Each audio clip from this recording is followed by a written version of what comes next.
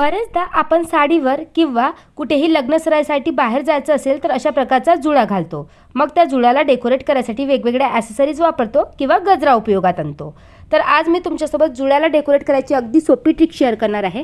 बरेच जणांना गजरा बुनता येत नाही, तर आज मी तुम्हाला शेवंतीचा गजरा दाखवणार आहे. कारण हिवाळ्याचं सीझन असल्यामुळे शेवंतीची फुले घरी लागली होती. तर इथे तुम्ही कोणतीही फुले यूज करू शकता. त्यासाठी तुम्हाला एक मोठा ब्रॉड रबर बँड घ्यायचा आहे आणि सुई धाग्याच्या हेल्पनी ही फुले त्या रबर बँडच्या गोलाकार अशी शिवून घ्यायची आहे.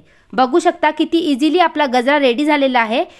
हा गजरा दिसायलाही सुंदर आहे. या व्यतिरिक्त जेव्हा तुम्ही केसांना लावाल तेव्हा लावायलाही अगदी सोपा आहे. बरेचदा आपण काय करतो, मार्केटमधला गजरा वापरतो तेव्हा त्याला व्यवस्थित पिनअप करावं लागतं, नाहीतर तो साईडनी सुटतो. तर या गजऱ्याला तुम्ही कितीही जरी हलवलं तरी देखील यातलं एकही फूल निघणार नाही आणि दिसायलाही सुंदर दिसतो. जर या ठिकाणी मोठी शेवंतीची फुले असती तर आणखी दिसायला हा गजरा